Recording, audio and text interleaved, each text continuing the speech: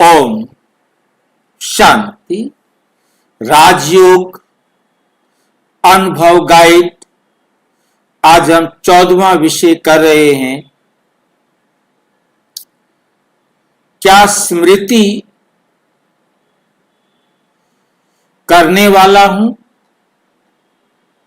क्या मैं स्मृति करने वाला हूं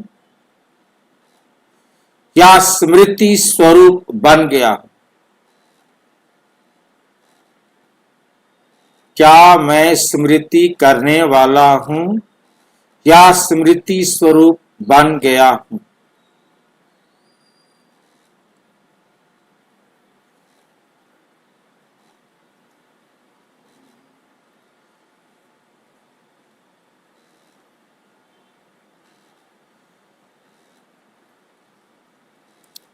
क्या समझते हैं? डिस्क्लेमर।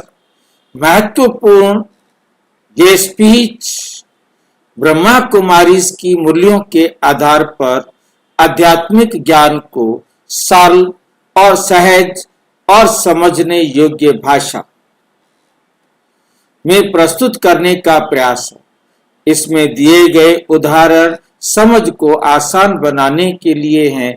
कुछ बिंदुओं में व्याख्या इंटरप्रिटेशन भी सम्मिलित है। श्रोता स्वयं मूल्यों का अध्ययन करे और अपने विवेक से सत्य को समझे, सच को समझे। अध्याय का मूल प्रश्न है, क्या मैं स्मृति स्वरूप वाला हूं या स्मृति स्वरूप बन गया हूं?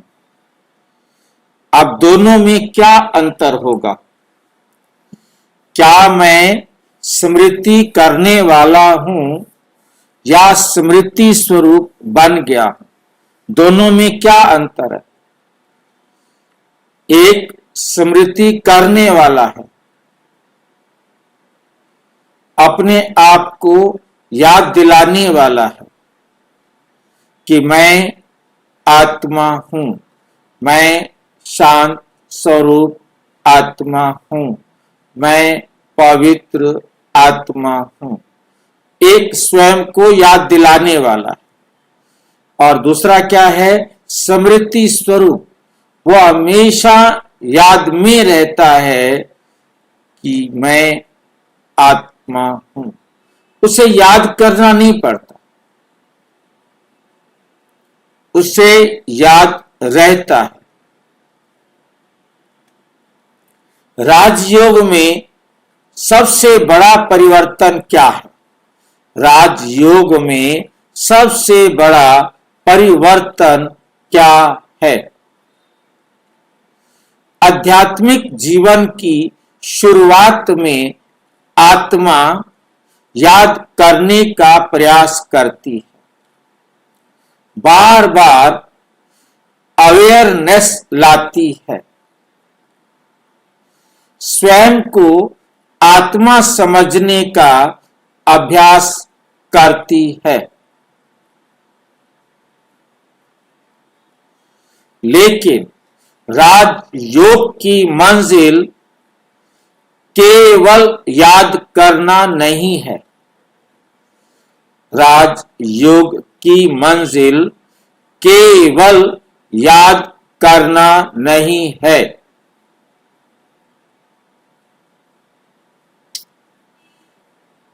राजयोग की मंजिल ये नहीं कि हम याद करें। राजयोग की मंजिल है याद में रहने वाले। वास्तविक लक्ष्य है स्मृति स्वरूप बनना, अर्थात स्मृति में रहना। स्मृति स्वरूप बनना अर्थात स्मृति में रहने वाले। बाप दादा का स्पष्ट संकेत, बाप दादा का स्पष्ट संकेत।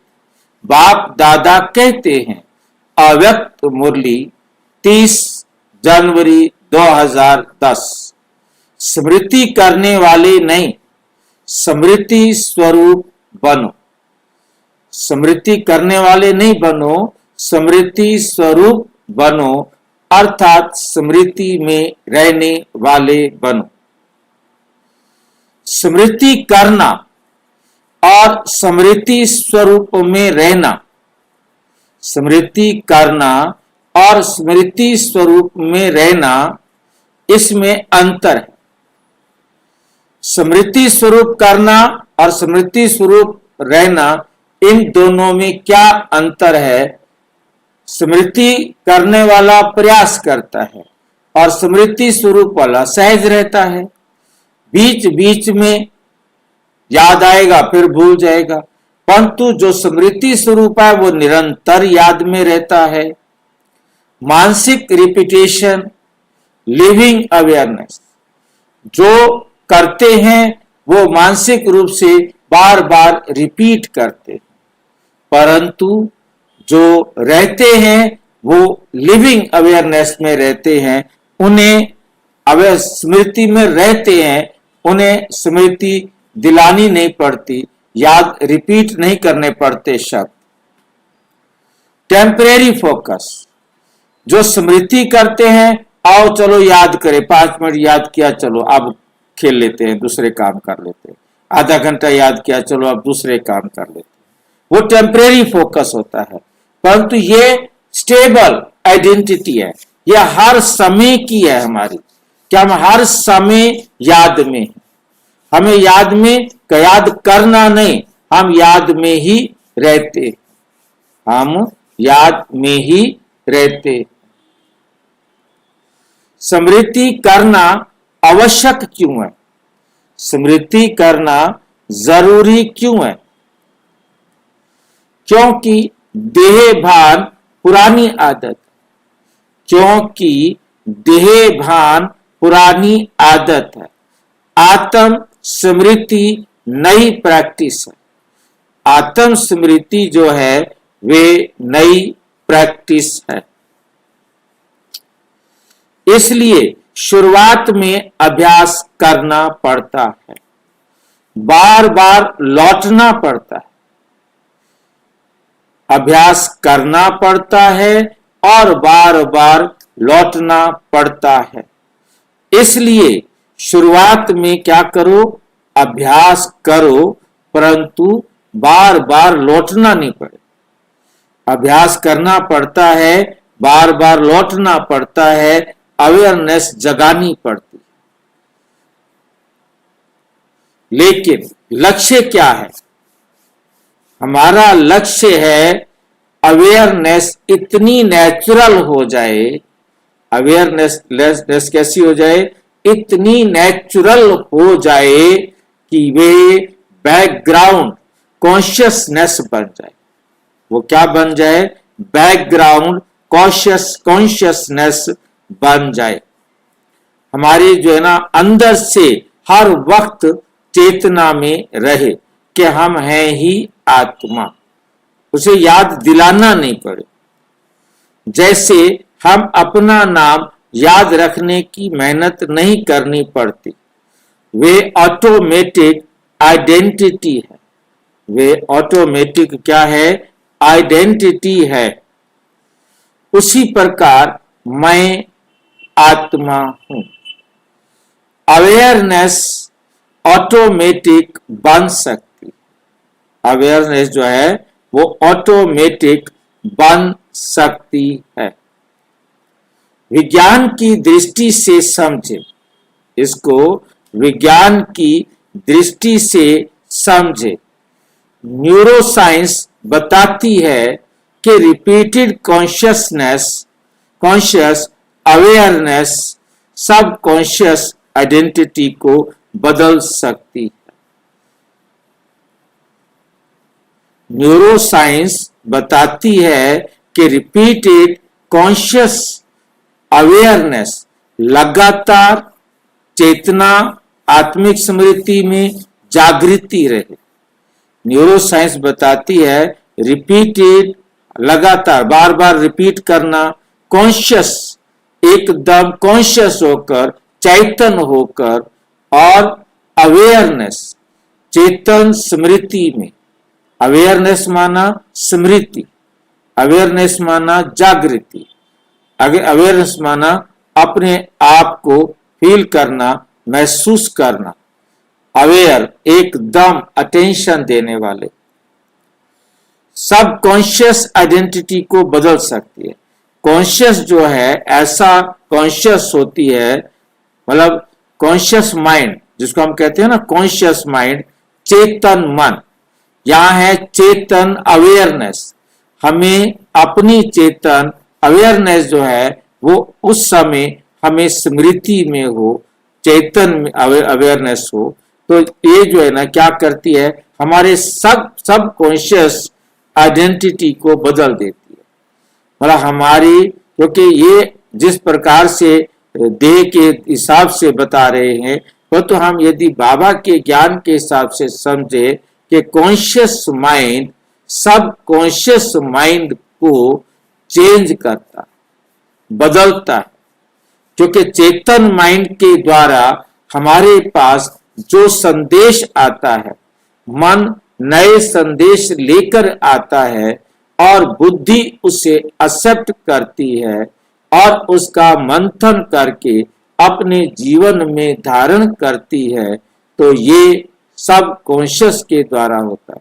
मंथन का काम बुद्धि करती है और बुद्धि जो है उसका रिजल्ट फाइनल पास करती है और वो फिर फाइनल हो जाता है। इसे कहते हैं न्यूरल कंडीशनिंग। इसे कहते हैं न्यूरल कंडीशनिंग। न्यूरल कंडीशनिंग क्या होती है? हमारे जो संवेदना तंत्र है उसकी कंडीशनिंग हो जाती है। कंडीशनिंग क्या होती है? जैसे कि रिपेयर हो गई हो, उसकी जो है ना उसको एकदम फिर से स्थापित किया गया हो। जो अवेयरनेस बार बार दोहराई जाती है, वो हमारी अवेयरनेस क्या होती है, बार बार हम दोहराते हैं तो क्या हो जाता है, न्यूरल कंडीशनिंग हो जाती है। क्या है नहीं, उसकी जो रिपेयर समझो, पुनर्स्थापना समझो, हमारे संवेदी तंत्र की हो जाती है, जो हमारे शरीर के संदेश को एक अंग से दूसरे अंग तक, वैसे तो सारे के सारे डायरेक्ट ब्रेन से जुड़े हुए हैं और ब्रेन से ही सबको मैसेज जाता है और सब अंगों से मैसेज ब्रेन में ही आता है। वही ऑटोमेटिक पैटर्न बन जाता है जो हमारे अंदर बनता जाता है, कंडीशनिंग होती जाती है, वो हमारा फिर ऑटोमेटिक पैटर्न एक विधि बन जाती है हमारे। और अभी स्मृति टूट क्यों जाती है? अभी हमारी स्मृति हमेशा क्यों नहीं रहती, टूट क्यों जाती है? क्योंकि अटेंशन और अटैच हो जाता है। अटेंशन बाहर अटैच हो जाता है। अटेंशन बाहर अटैच हो जाता है। इमोशनल रिएक्शन एक्टिवेट हो जाती है।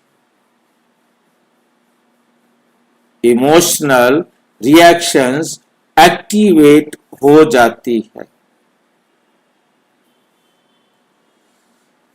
देह भान आइडेंटिफाई डोमिनेट करने लगता है। देह भान डोमिनेट करने लगता है। स्मृति स्वरूप आत्मा की पहचान। स्मृति स्वरूप आत्मा की पहचान क्या है? यदि आत्मा स्मृति स्वरूप बन रही है, अवेयरनेस जल्दी लौटती है। अवेयरनेस क्या होती है? जल्दी लौटती है। योग सहज लगता है। योग जो है वो हमारा सहज लगता है। शांति नेचुरल लगती है। योग हमारा नेचुरल लगता है, शांति नेचुरल लगती है। रिएक्शंस कम हो जाती है। परमात्म संबंध कंटिन्यूअस लगता है। परमात्म संबंध कंटिन्यूअस लगता है। स्मृति स्वरूप बनने का रहस्य। स्मृति स्वरूप बनने का रहस्य। स्मृति को फोर्स नहीं करना, उसको हमने जबरदस्ती नहीं करनी है, टेंशन नहीं बनाना है, बल्कि gentle awareness, repeated return, repeated return, बार बार हम उसको रिपीट कर रहे हैं और रिटर्न कर रहे।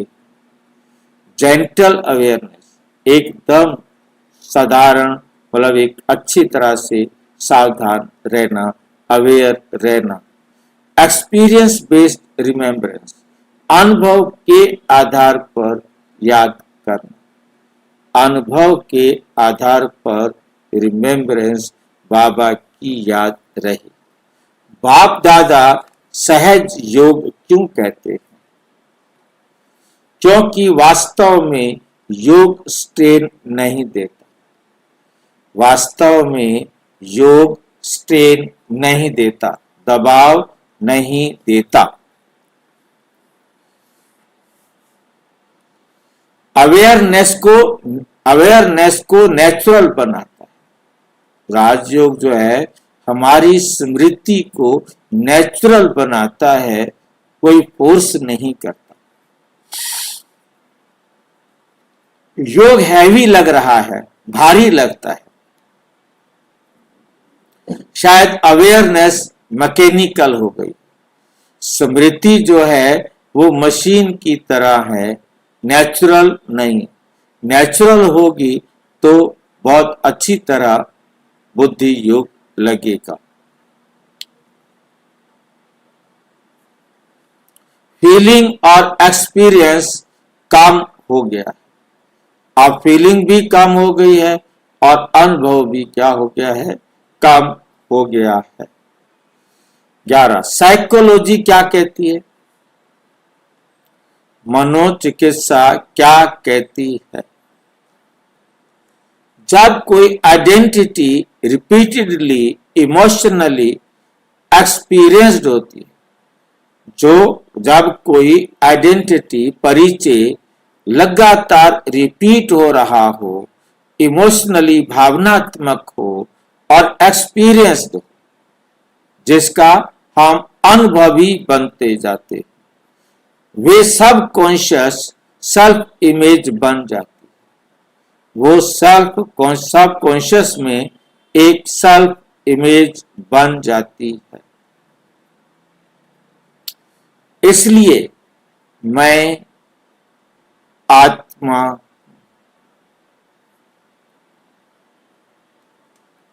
ये अवेयरनेस है, केवल थॉट नहीं, आइडेंटिटी ट्रांसफॉर्मेशन।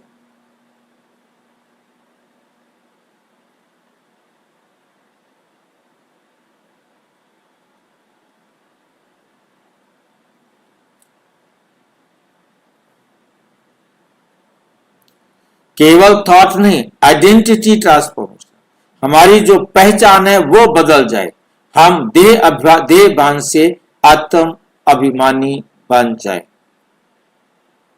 स्मृति स्वरूप और कर्म योग।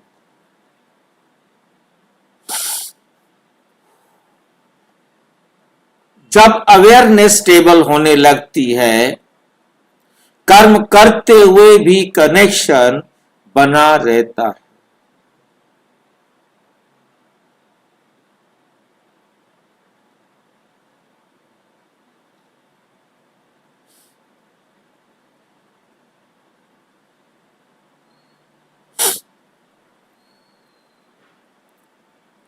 कर्म करते हुए भी कनेक्शन बना रहता है, तब काम चलता है।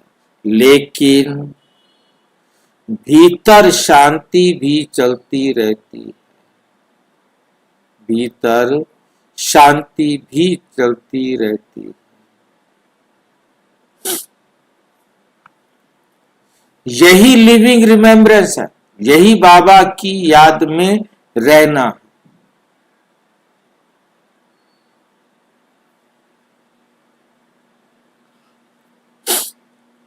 सबसे बड़ी भूल क्या है? बहुत लोग याद को मेंटल प्रेशर बना लेते, जो उनकी दिमाग में एक दबाव बन जाता है, प्रेशर बन जाता है, मेंटल प्रेशर बना लेते, माइंड को फोर्स करते हैं, माइंड को फोर्स करते हैं। लेकिन अवेयरनेस जितनी सहज होगी उतनी स्थायी होगी। अवेयरनेस जितनी सहज होगी उतनी स्थायी होगी। सहज अभ्यास विधि।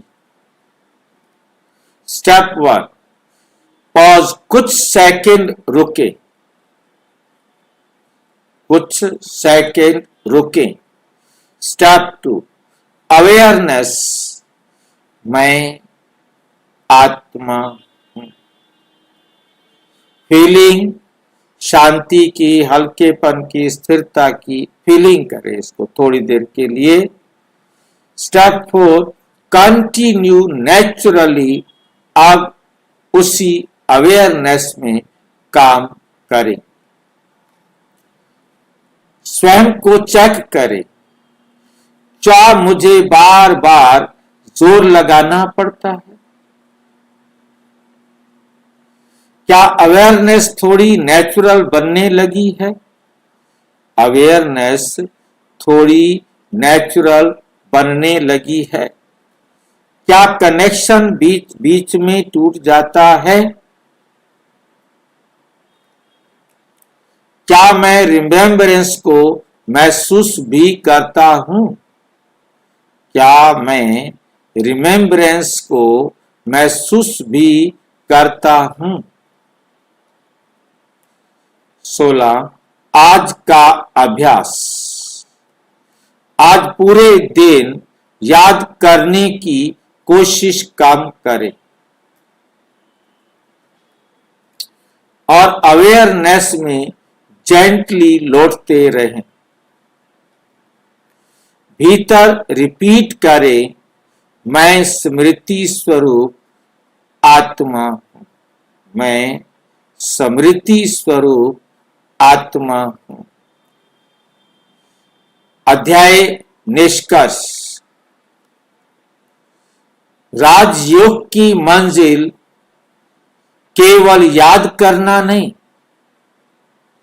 याद में स्थिर होना। केवल याद करना नहीं, याद में स्थिर होना है।